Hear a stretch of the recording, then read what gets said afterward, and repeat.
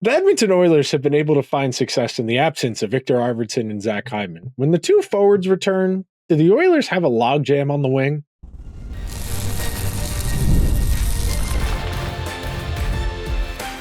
You are Locked On Oilers, your daily podcast on the Edmonton Oilers, part of the Locked On Podcast Network, your team every day.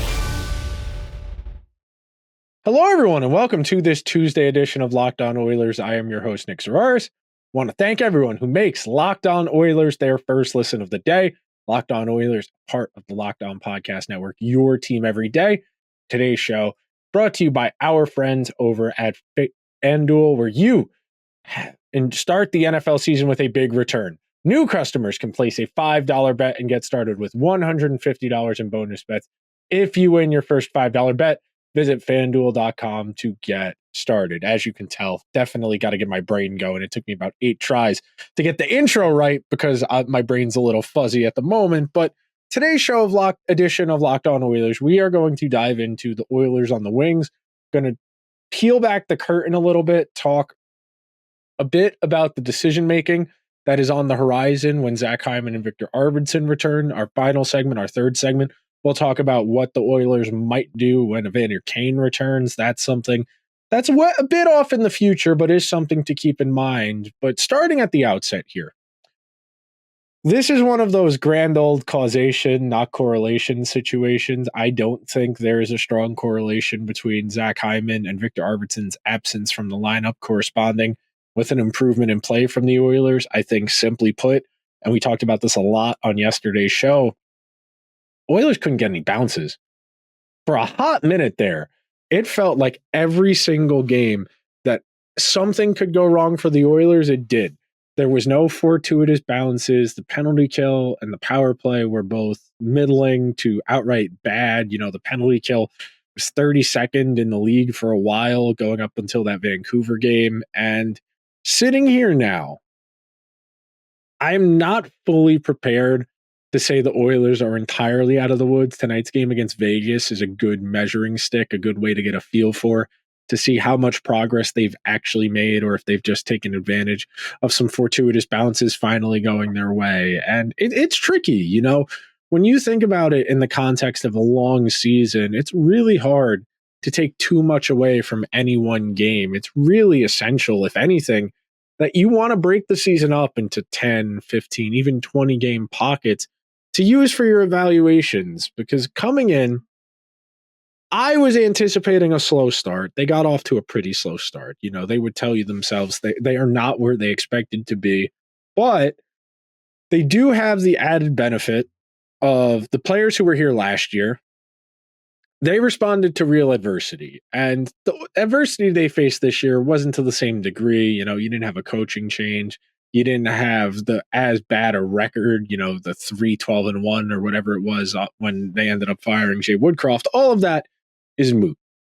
All of that is in the past. But that life experience for the Oilers star players, that does matter to some degree. Those guys knowing, hey, even if things are dire, we have the ability, we have the means to climb ourselves out of this hole. And that's a double-edged sword. You know, anybody who has executive dysfunction, who suffers from an ADHD or something along those lines, will tell you that if they don't have a looming clock, it's almost impossible to get any work done, because it's the fear of consequences that gets them to activate, you know, for lack of a better word, that gets them to engage. And a professional hockey player and professional sports are different than our normal work tasks. You know, it's not your 9 to 5. You don't have X number of tasks to get done throughout the course of the day, whereas their game state is a little bit different than the rest of us at work. But to get to today's topic, to get to the first segment, the Oilers are not quite a total mash unit. You know, they were able to get Nurse back after the head injury against Toronto, kept him out about a week, but you haven't had Arvidsson in a while, and you haven't had Zach Hyman in a while, and you have found some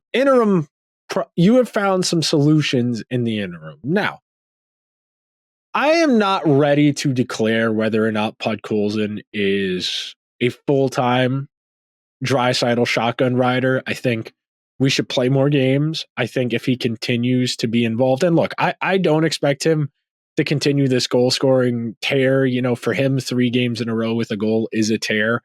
I don't expect Podkolzin to give you more than maybe 12 or 13 goals, and that's with playing with Draisaitl, who's one of the best players in the world. So I think tentatively, and this phraseology might not be the best, but for lack of a better term, you ride it till the wheels fall off. If they hit a cold streak where the line as a whole is struggling, they're not putting the puck in the net. And look, if Podkolzin keeps chipping in goals, that's gravy, but that's not his game. Why he's found success there with Draisaitl and why I think he's going to stay there even once Hyman and Arvidsson come back, his skill set, that forechecking, that tenacity, that willingness to throw the body to win loose pucks, that skill set, it is really valuable. And for the Oilers, it is in short supply, frankly. They don't have a litany of grinders who are effective, who are strong skaters, who win loose pucks, who can prolong offensive possession, because that's the key here to understanding why Podkolzin's worked so well with Draisaitl is it's functional toughness. It's not just that he's willing to throw the body or block shots or be imposing. It's that he's using that as a component of his game to win puck battles, to make the defense uncomfortable, to speed up their process. So many of the defensemen in today's NHL, even some of the good ones, if you hurry up their process and force them to make decisions before they're ready to, you can take advantage of them. If you're picking on a slower skater who uses positioning and their IQ, if you're a Podkolzin and you're able to hurry Adam Fox up even half a step or half a second before he wants to move that puck, that's something that's going to accumulate over the course of a game. Because if a defenseman like an Adam Fox has it in the back of their mind that you're bearing down on them and they're about to eat it going into the glass, they're going to hurry up. And when you force those guys, when you force the other team's defensemen to hurry up their decision making, that plays into what the Oilers want to do. When you can pounce on teams' mistakes and counter strike and quick strike and force them into mistakes. And one of the easiest ways to create mistakes, for lack of a better phrase, is to put pressure, is to forecheck. And on a team that doesn't really have, there is no Yanni Gourde on this team. There is no Blake Coleman on this team. The Oilers still need that fundamental assertiveness in the offensive zone so that even when their transition game isn't going, when they're not creating off of the rush, they need that component of their game because it adds dimension. It adds depth to their lineup that not only do we have 3 lines who all have varying degrees of goal scoring talent, it also gives us different ways to create offense. And real quick, I want to get to Kapanen here. We all know Kasperi Kapanen is not a first-line player and that this is largely someone benefiting, riding shotgun from Connor McDavid. But again, very similarly to Podkolzin, you ride this until Hyman comes back. And then once Hyman comes back, you're going to have a question you're going to have to ask yourself. Once Arvidsson comes back, you're going to start to have questions. And those questions are what we're going to address in our second segment on today's edition of Locked On Oilers. So be sure to stick around right after this. Today's show is brought to you by PrizePicks. You can win up to 100 times your money on PrizePicks with as little as 4 correct picks. PrizePicks is the best way to get action on sports in over 30 states, including California, Florida, Georgia, and Texas. PrizePicks is the best place to get real money sports action. Join over 10 million users and sign up today. I think Connor McDavid's going to get more than half a goal tonight against Vegas. Do you think Noah Hannafin's going to have more than 2.5 shots on goal for the Golden Knights? Do you think Stuart Skinner's going to have more than 24.5 saves?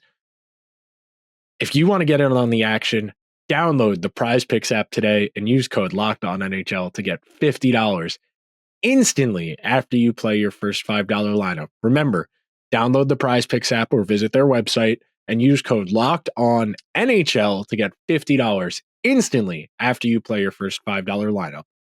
PrizePicks. Run your game.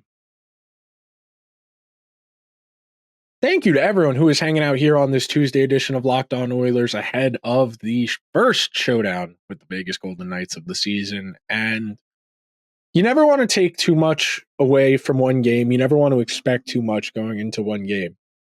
But if the Oilers, without Hyman, without Arvidsson, can play Vegas and play reasonably well, that's a really strong sign that the team is starting to make progress, that it is starting to find ways to build meaningfully and to find a nice and to find a deeper level of confidence, a higher baseline of confidence, if you will. You know, I talk all the time here on Locked On Oilers, the idea high, lows, middle ground, and you never want to get too high during the course of a season. You never want to get too low during the course of a season. You want to find that middle ground so that you can enjoy the good times without getting overconfident, and you can respond to adversity without getting too dire. You know, the idea, as we've talked about a lot, the desert island survival versus drowning survival. And drowning survival is a lot more dire because you don't know how long you can tread water for, and you don't know what's in the water around you. But at least if you're on land,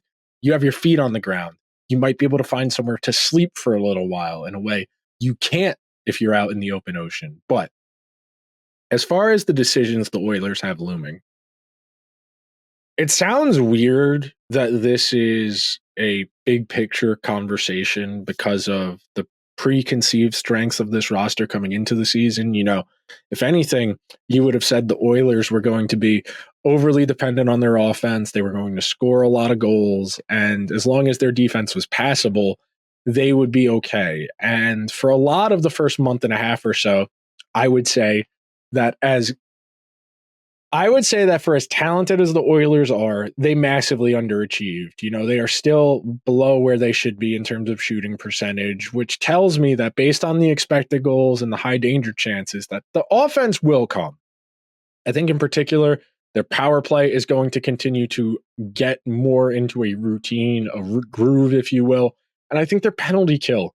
I know you lose Cody Ceci, you lose Vincent Desharnais, you lose two players who you felt very strongly and had great results, especially in the postseason. I know Desharnais eventually got pulled later on in the playoffs in favor of other players, but when you have that much success, you got to bake in the fact that you probably got lucky at some points. You know, as I had more than one coach say at various points in my life as a kid, luck is what happened when preparation meets opportunity. And right now, the Oilers are still kind of feeling that out. They're not exactly sure how much they need to go right for them.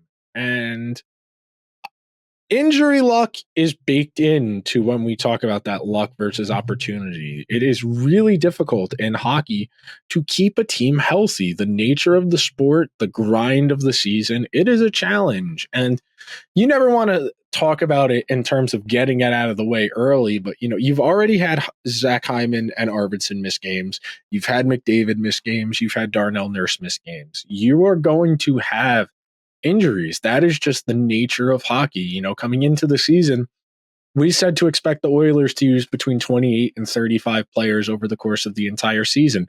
That includes a third goalie, that includes defensemen, that includes forwards. The litany of guys that are going to need to make spot starts, that is just the nature of the sport. You know, Drake Caggiula has gotten some opportunities here in the absence of Hyman and Arvidsson. We saw Noah Phillip get some run a little bit earlier in the season. We have seen the waiver claim for Kasperi Kapanen, who has slid in with McDavid, scored a goal the other night against Colorado. That was very helpful to get them back to a tie game. But when Hyman comes back, he's going back on McDavid's wing, and that has a trickle-down effect. And this is one of the things I talk about a lot, the idea of improving a player's results by lowering their ice time and lowering their quality of competition. Now, I don't think Kasperi Kapanen is anything special. I think the time for maybe a raise in quality of play, you know, another level to be unlocked, I don't think that happens the stage of career that Kapanen's in. I think he is a fringe NHL player. I think his plush traits, his straight line skating, and his shot are a little bit unique in comparison to what the Oilers have in other places in their lineup. You know, in that interview I read with Stan Bowman with The Athletic, he joked that on this team that Kapanen was a young guy at 28 years old. So I'm not ready to say that the Oilers should just entirely move on from Kapanen to waive him when Arvidsson and Hyman are both back, based on what the news is saying. So based on what I've read, based on what I've heard on TV and such, the assumption is that Hyman is closer to returning than Arvidsson. So when Hyman comes back, that's going to slide Kapanen down probably to the fourth line if he's going to stay in the lineup at all. I think he has played well enough to deserve a lineup spot over maybe Corey Perry, over frankly Derek Ryan. I know Derek Ryan playing center and Kapanen not being a center makes that a little bit more difficult of a one-to-one comparison. But for argument's sake here, and this is really going to become an issue once Arvidsson and Hyman are both back, where are you playing everyone? Because it feels like the path to Kapanen ending up back on waivers is pretty straightforward. You know, he only makes $1 million a season. He is somebody that teams will take chances on because he's a former first-round pick, because of the organization, St. Louis, St. Louis, Pittsburgh, and Toronto. There we go, St. Louis, Pittsburgh, Toronto, that he's played for.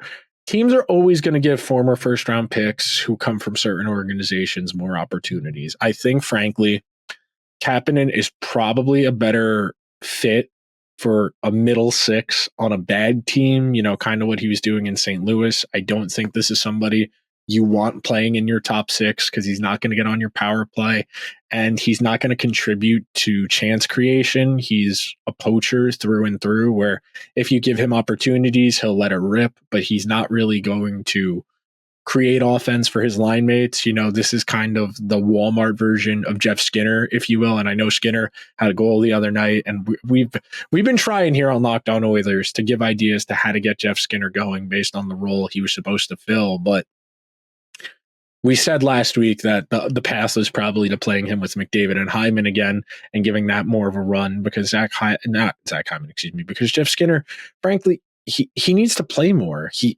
is a volume shooter who has a plus shot. He's not going to shoot enough if he's not on your power play one and he's playing on a third line with Adam Henrique and Connor Brown. We know traditionally third lines are not places you're going to stick guys who are all offense, no defense, because the lower in the lineup you are, the more coaches are fixated on defense, on details, because typically the expectation is please just don't sink us. As long as you give us enough offensively and don't kill us defensively, that's fine. We're not asking for you to go out there and do a whole lot. We want, if anything, low event hockey as opposed to chaos up and down, back and forth. And as much as I personally am a fan of Jeff Skinner's game over the years, you know, he is a chaotic player.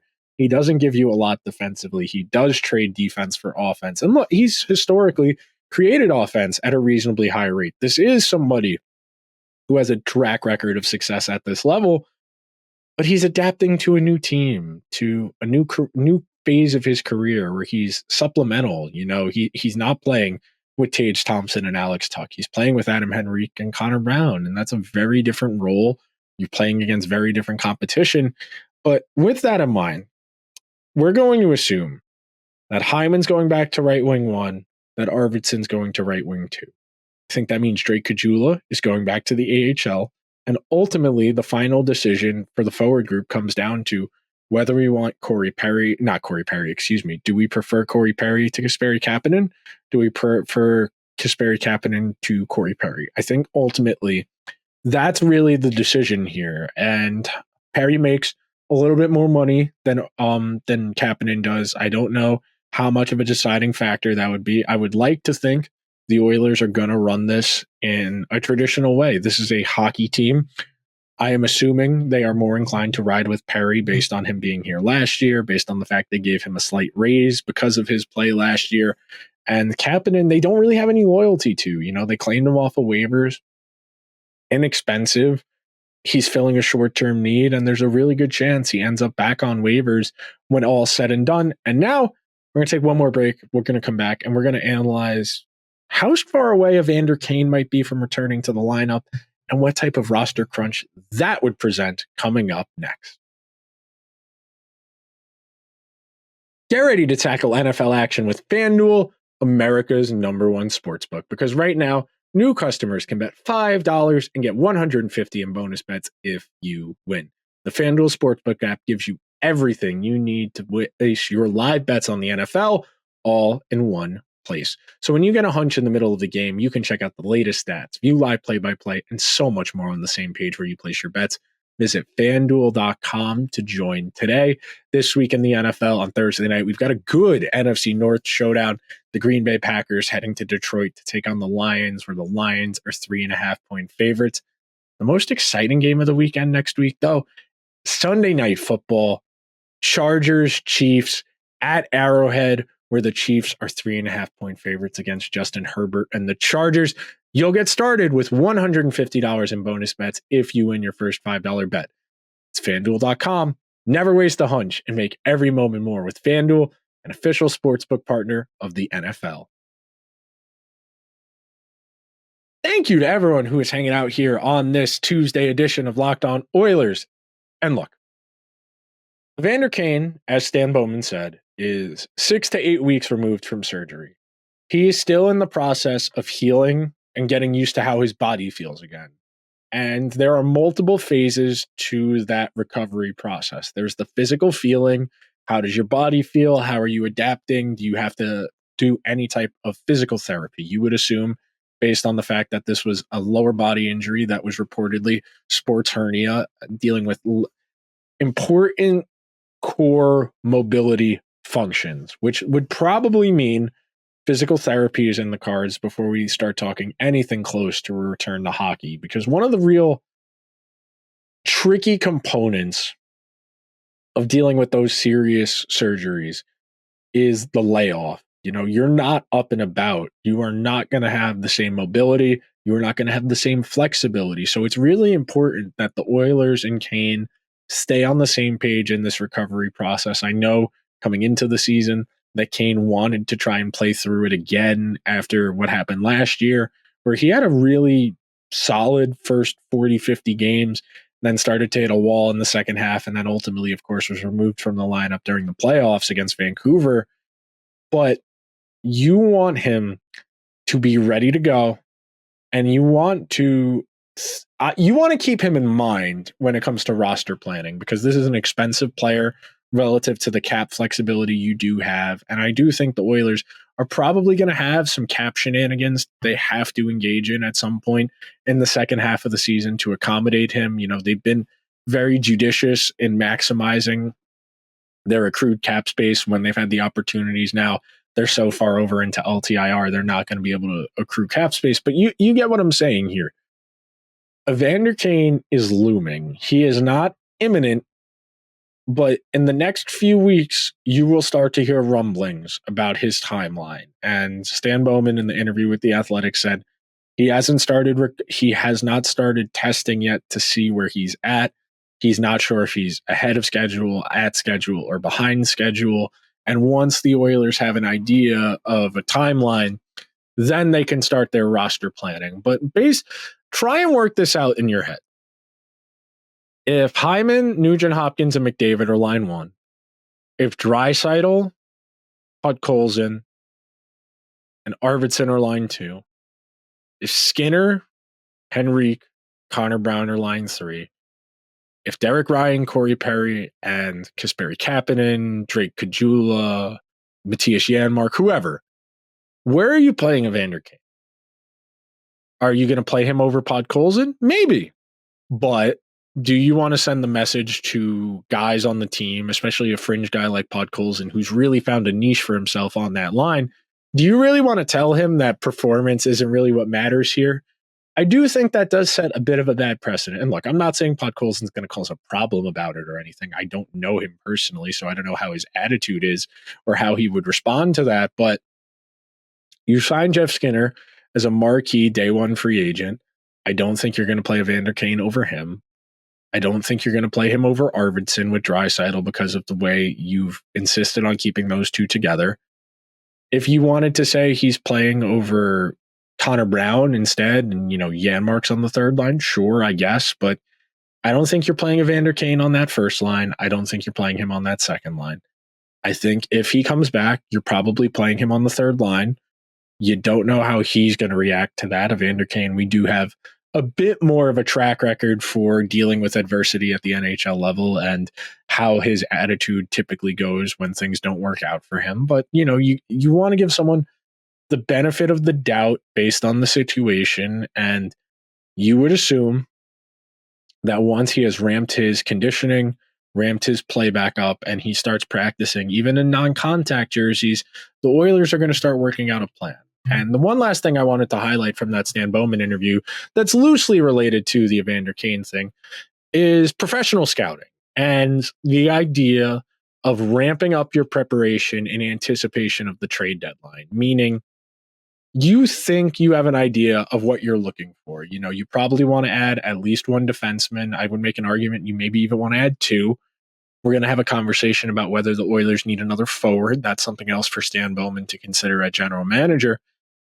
But typically, it's about the 40-50 game mark is where teams start to finalize their shopping lists, for lack of a better phrase. You know, they round up their pro scouting departments. Those are the people you always see the tweets about from beat reporters of representatives from organizations X, Y, and Z are here in the press box tonight for the Blue Jackets versus the Kraken, to name two teams who are going to be selling at the deadline more likely than not. And because of that, those guys are out there trying to finalize details, to get an understanding, see a guy in person, to write a more detailed report. And then those reports are all compiled.